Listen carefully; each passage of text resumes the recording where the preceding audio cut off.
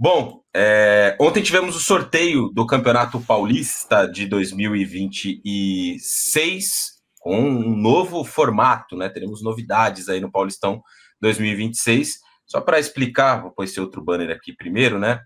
Dessa visão geral, explicar rapidamente. Vai ser um campeonato em formato de pontos corridos, como é a fase de liga da Champions League, né? Foi até baseado nisso, né? Então serão lá os 16 times, se não me falha a memória, ou 16, acho que são 16 times, né? 16. Numa fase de classificação, cada time joga 8 partidas, então os times têm, falando dos grandes, né? Eles têm os clássicos garantidos, então o São Paulo, por exemplo, vai enfrentar Santos, Palmeiras e Corinthians, e aí outros 5 jogos, né, para completar 8 da primeira fase, que foram feitos ali através de um sorteio, uma divisão de potes e tudo mais. Os 8 primeiros se qualificam à próxima fase, e aí dentro dessa qualificação, o primeiro joga contra o oitavo, o segundo contra o sétimo, o terceiro contra o sexto e o quarto contra o quinto em semifinal, depois final e a grande final.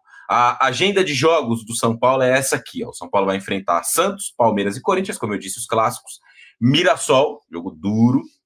São Bernardo, Portuguesa, Ponte Preta, que venceu aí a Série C nesse ano, e o Primavera, que foi uma das equipes que subiu da segunda divisão, né, ou a Série A2, como é conhecida. Então, uma mudança aí no formato do Paulistão em relação ao que a gente estava acostumado a ver nos últimos anos.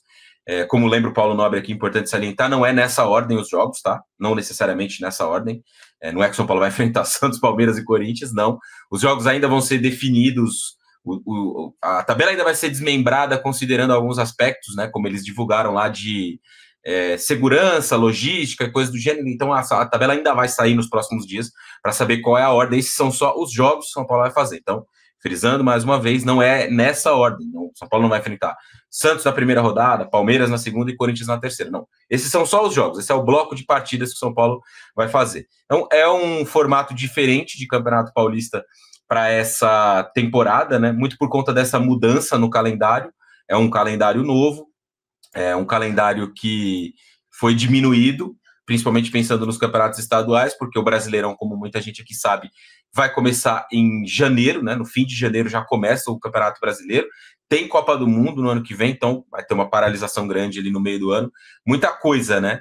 Para acontecer em 2026 e um calendário completamente diferente para esse ano. Meus amigos, o que vocês acharam aí desse novo formato do Campeonato Paulista? Que projeção que dá para fazer? Como que vocês viram aí essa nova disputa, começando por você, Van?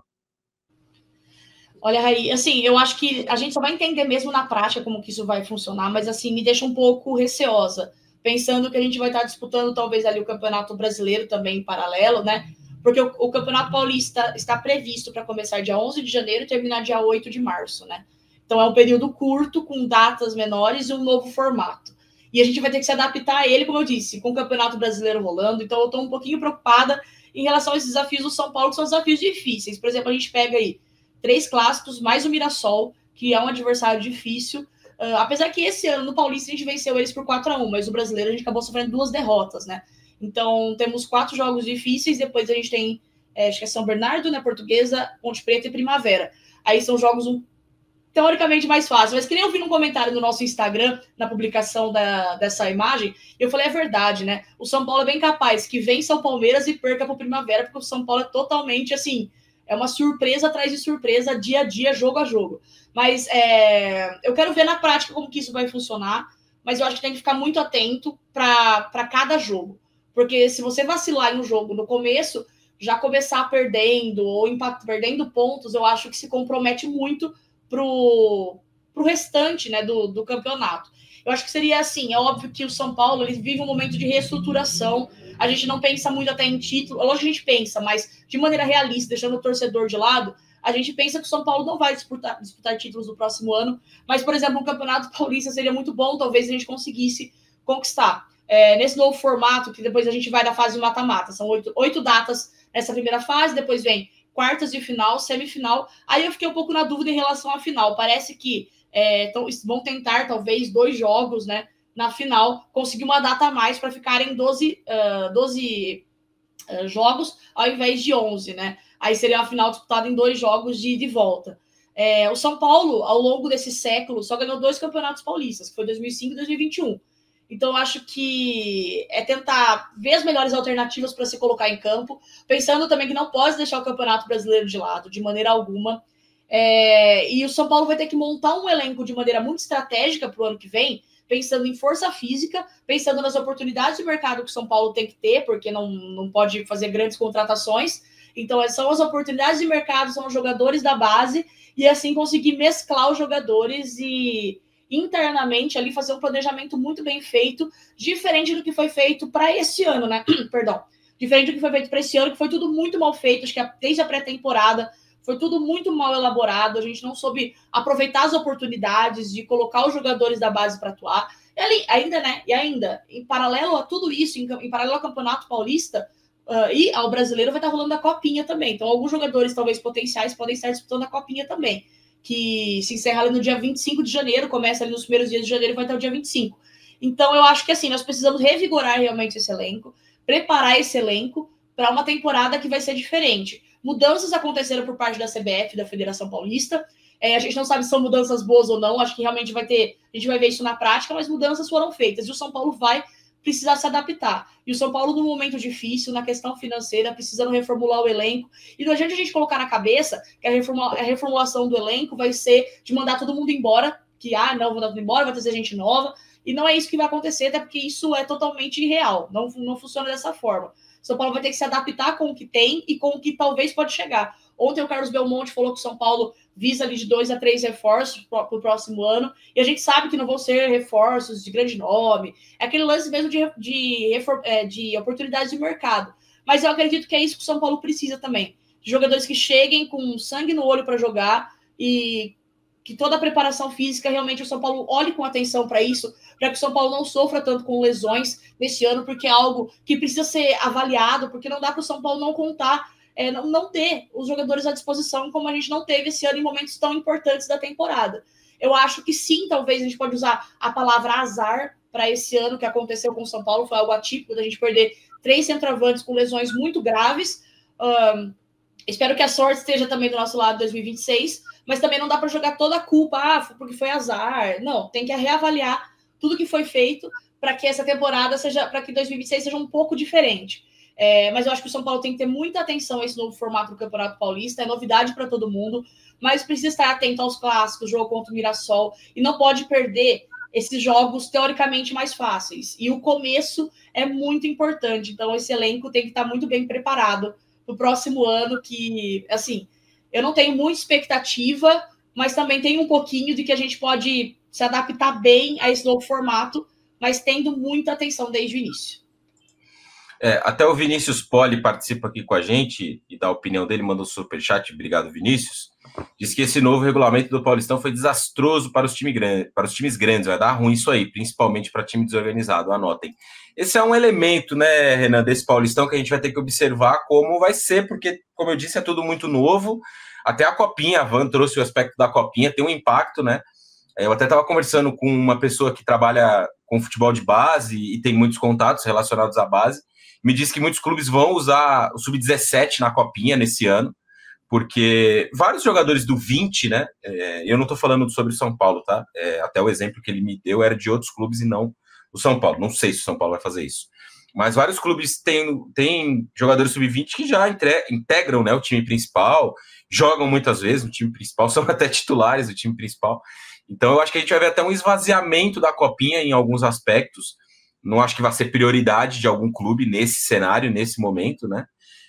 Então tem muita coisa nova, né, nessa próxima temporada, e esse formato perigoso, cara, porque se você der uma vacilada ali, perder os clássicos, mais um jogo pro Mirassol aí, que é um jogo de Série A, você vai estar brigando para não cair dentro do campeonato, né? Então é um tiro curto e que você vai ter que estar bem preparado para não ter surpresas. Eu acho que a gente vai ter time grande ficando fora do mata-mata, talvez time grande brigando para não cair. Então é preciso estar atento aí a esse Paulistão, porque a margem de erro ela é zero, né, Renan? Ela diminuiu muito, né, a margem de erro. Quando você fica sabendo que a Portuguesa já está treinando, né, já está se preparando fisicamente. Alguns times estão para voltar, São Bernardo, Ponte, times que jogaram a Série C. Daqui a pouco eles estão voltando aí, Guarani, Primavera, já está treinando. Então, você imagina assim, pô, a gente não vai pegar no iniciozinho do campeonato clássicos, mas você vai pegar time que fisicamente vai estar muito superior a você. Entendeu? Então a dificuldade vai ser muito grande nesse campeonato. Mas, mesmo assim, o calendário continua uma bosta. O calendário brasileiro continua uma bosta. Ele mudou, ele não melhorou. Ele continua uma merda. Né? A verdade é essa. Por quê? Quando foi anunciado, hoje anunciaremos a mudança no calendário brasileiro, eu falei, opa, agora sim. Vai ter um mês de pré-temporada, no mínimo, que é o mínimo. É o mínimo que os clubes europeus fazem, é um mês de pré-temporada. Eu falei, opa, beleza. Agora sim.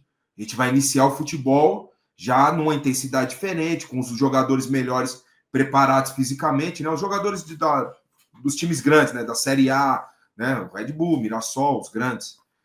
E não foi o que aconteceu. Ele encurtou ainda mais. Ele deixou ainda mais espremido. Porque ele trouxe o brasileiro para dentro do paulista. Então deixou ainda mais espremido. Mas, da mesma forma, o que eu falei antes de saber qual seria o formato do campeonato, a minha opinião não muda para o planejamento do São Paulo, que deve ser o planejamento dos outros. O que eu vou falar do São Paulo aqui agora também vai ser dos outros. Também vai ser do Corinthians, também vai ser do Santos, vai ser do Palmeiras, do Mirassol, porque não tem como os caras iniciarem o ano e dia 11 jogar um jogo oficial. Não tem como. Então, o que eu faria? Pegaria ali 15, 16 jogadores, os que jogam mais, os titulares, entre aspas, um pouco mais velhos, e fazia uma preparação, um cronograma de pré-temporada um pouco diferente, para ter um mínimo, um pouco de tempo, um pouco mais adequado, não adequado, um pouco mais adequado, para a preparação para o ano. A gente não pode esquecer, gente, que esse ano nós tivemos o nosso quarteto fantástico, quarteto mágico, jogando contra o Veloclube. E eles não estavam em campo contra a LDU. Eles não estavam em campo contra o Flamengo no Maracanã no Brasileiro. Então, isso é um detalhe muito importante que a gente tem que pontuar aqui. Né? A preparação para o time. E eu falo, colocar alguns meninos e os jogadores que foram menos utilizados. Por exemplo, Yang colocar para jogar como goleiro e dar uma sequência para ele, 5, 6 jogos para ele jogar início do Paulista. Colocar o Patrick, colocar o Negruti, colocar o Luan, colocar jogadores do elenco profissional, que são do elenco profissional, que jogaram menos esse fim de ano, para iniciarem, para esses nossos principais. Porque senão, gente, a gente vai chegar aqui em maio, em abril, em maio, o Lucas não está aguentando. Não vai aguentar. Não vai aguentar. Eu falei ontem aqui na live do sorteio do Paulistão, eu vivi a pré-temporada em clubes brasileiros, né, grandes, e também vivi em times menores para jogar o Campeonato Paulista. Eu joguei o Campeonato Paulista pelo São Bento, porque a gente estava voando, a gente fisicamente estava muito melhor que os grandes. Tem muita qualidade técnica nos grandes, mas a gente conseguia superar isso daí com a nossa condição física, que era melhor. E também vivi pré-temporada na Arábia Saudita e pré-temporada em Portugal. Né? Em Portugal mesmo, a gente está classificado para os playoffs da Liga Europa, para pegar o Midtjylland da Dinamarca e depois o Atlético de Madrid. Mesmo a gente tendo voltado um pouco antes, a gente teve 45 dias de preparação.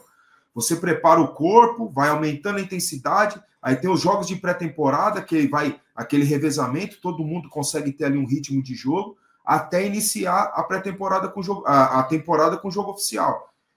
Já que não há possibilidade aqui no Brasil, eu planejaria dessa forma. Para a gente poder chegar aqui, ser mais justo na nossa avaliação, e porque, como torcedor, eu quero ver os nossos principais jogadores em jogos importantes. Com todo respeito ao que nós pegamos o Primavera, de Indaiatuba, todo respeito à Ponte Preta, todo respeito à Portuguesa. A Portuguesa que pode dar trabalho, é SAF, já estão treinando e a tendência é montar um time qualificado, minimamente qualificado, porque tem dinheiro para jogar esse Campeonato Paulista. Então, cara, eu pensaria mais ou menos dessa forma o planejamento, se não... Né, o Palmeiras faz isso. já faz isso, colocando um time para jogar um jogo, no outro eles nem para o jogo vão. Porque quando o cara joga um jogo oficial, no clima que é jogado o Campeonato Paulista, o cara precisa de 2 dias para se recuperar. Então ele está perdendo tempo na preparação dele. E isso é muito importante. A pré-temporada é a preparação para o ano. No meio do ano vai ter uma parada grande, que também é um momento de preparação para a Copa do Mundo. São 40 dias de parada. Então é um momento ali que também você... Mas como o brasileiro começa antes, eu acho que o São Paulo deveria focar na largada do Campeonato Brasileiro. Focar bastante na largada do Campeonato Brasileiro para não sofrer lá na frente.